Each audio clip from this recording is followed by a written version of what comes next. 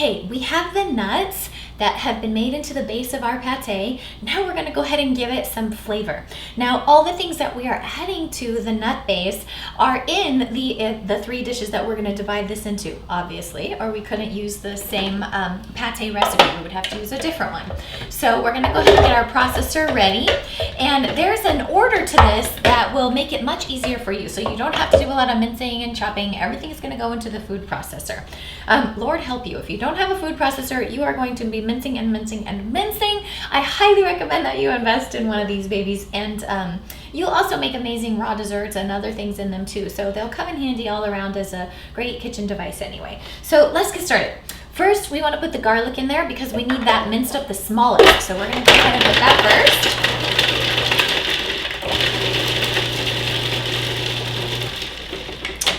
Okay, and that's already fairly small, but I'm just going to go ahead and scrape it down toward the blades. Now those blades are extra sharp, so you don't want to put anything in there that could get hurt. Next, we're gonna put some onion in there because that needs to be just as small. We don't need this really tiny before we chop it. As you can see, I just did it once sideways and a couple times across. We just want like 1-inch chunks of onion. Now you'll notice our recipe calls for 1 full onion, but I want you to use common sense. This onion smells like a delicious sweet yellow onion. It smells really, really good. Does smell a little bit strong. So I'm gonna go ahead and make my pate with half. So use a little common sense there based on what things smell like. So go ahead and put the onion in there with the garlic. All that. A little more. Okay. Spot more there. Okay, so we don't want the onions to be liquid. We just want them nice and minced so that nobody bites into a big, big chunk of onion. Okay, now the rest of the things are gonna be a little bit softer, so we're gonna go ahead and move the onion into the bowl. We have 1 big mixing bowl. We dumped all the pate that we made in the Vitamix right in here. Now we're gonna go ahead and add the onion and garlic to that bowl. Now, why don't we just keep pulsing and add the rest of this stuff in there with the onion and garlic already in there? Because by the time that stuff got done, the onion and garlic might be a little too moist, absolute mushy. We do not want that. So we're gonna go with the next item here, which is the broccoli. Now we want about 2/3 of a cup of broccoli. You can just eyeball it. I actually don't even need to chop this. What am I doing? I'll just put this right in here as long as they're about equal size. You want to end up with about 2/3 of a cup of broccoli when that's all done. So it looks like a little bit of, looks like about a cup when you actually put the broccoli in there, because it's going to shrink down when we process it, believe me. So here we go. Pulse in the broccoli.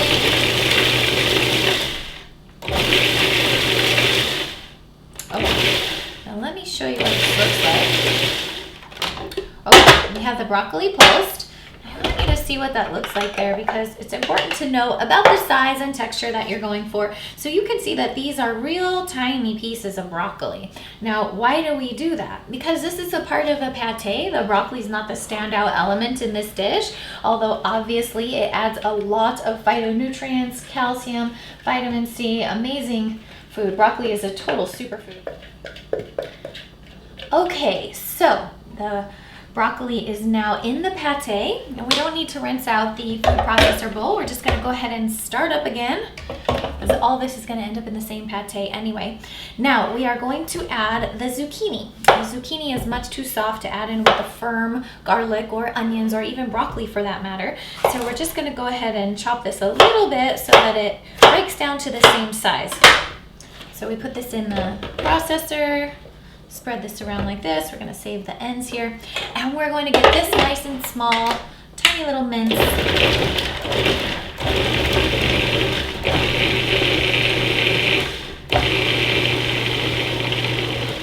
There we go. Now I'm going to give this a stir. I'm going to take out these odd-sized chunks here that for some reason escaped the blade. Might be able to get that one in toward the blade and go ahead and incorporate it.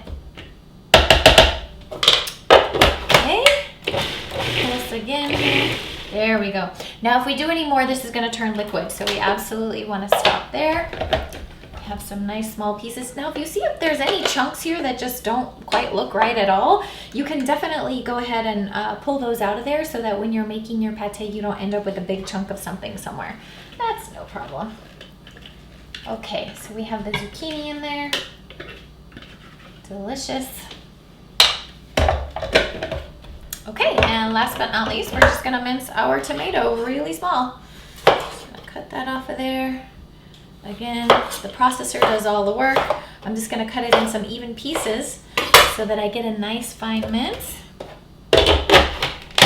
And pulse it.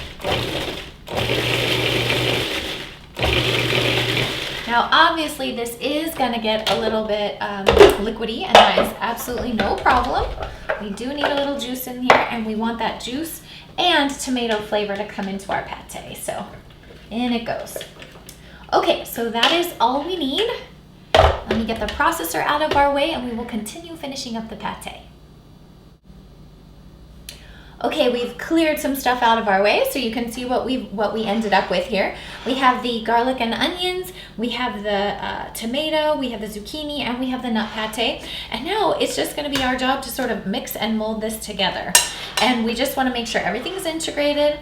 And we're also going to want to season this with a little bit of salt. This is a Himalayan salt. You can also use a Celtic sea salt, is awesome too, really high in mineral content. And you're shooting for about a teaspoon of salt in there. Now the pate is a little bit firmer than the rest of it, so it does take a little bit of work. You're gonna have to fold it and mash it in there. Don't worry about it. These are all going to be dehydrated into different patties, so you don't have to worry about being gentle with this, not whatsoever. So I'm gonna go ahead and mash these together a little bit. Okay. Now once I have them mashed together a little bit, the best thing to do is, with very clear hands, clean hands, and rolled up sleeves, dig in. Just like you're making meatloaf, get your hands in there, scoop it all around. Now the great thing about this stuff is it's not really meat. It's all made out of vegetables and nuts. So we can test this, give a little taste test anytime we want, and we know we're not gonna get a visit from our old friend Sal Manila. Which I love about raw food. You can just get your finger in there and taste it any time.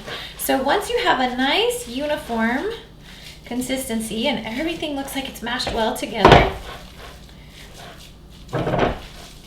your pate is ready to be divided into 3 bits. Now I have very messy hands here, but I'm gonna go ahead and get my bowls out here. Now each one of these bowls is going to house 1/3 of the pate, and then we'll go on and season each one completely differently. That way, if we get a craving for something with a little Spanish flair, we'll have the Latin patties. We can serve that on the nachos. If we want a little Middle Eastern fare, we can have the falafel. And if we want something Italian, then we'll rely on the meatballs to fill us up, okay? So now you can tell I'm wanting to make sure that all of this is integrated well. This looks really, really good to me. So you can see the little flecks of tomato, little flecks of green everywhere. Well, I'm just gonna put this in a line and kind of eyeball it into thirds. It doesn't have to be perfect. You can tell a little bit more when it's in the bowl.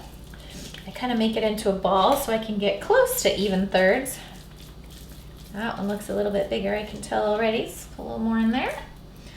And let's try that one on for size. Looks good. Okay, so close enough. Nice. Okay, before we bring all the delicious flavors and spices and vegetables that we have to add to these pates to season each one individually, I just want to let you know something. You could move these pates into a glass bowl, put a lid on them, and put them in the refrigerator. And then you could make them fresh each day if you wanted to. So, for example, we're going to make the Latin patties, and that's going to add some red pepper and some jalapeno and some lime and onion. We can add all those things the day of if you want to. However, because you might be new at this, if this is your first time doing a raw cleanse, I advise you to go ahead and make these and have a wide selection of things ready to go in the refrigerator in case the snack attack comes. You want to make sure you have something delicious and ready to go. Another comment I want to make is that each one of these is going to be actually dehydrated or warmed in your oven to replace the process of using an actual dehydrator. You're going to dehydrate them in the oven. And when you do that, the flavors are going to meld together even more. So these particular dishes were chosen to start your cleanse because they actually taste better as they hang out in their little dehydrated patties or meatballs or falafels. So there's no problem with going ahead and making them now and letting them rest in the refrigerator and be ready. But if you're the type who wants it rockin' fresh right out of the refrigerator, just save the pate, add the rest of the ingredients later the day that you want to enjoy them.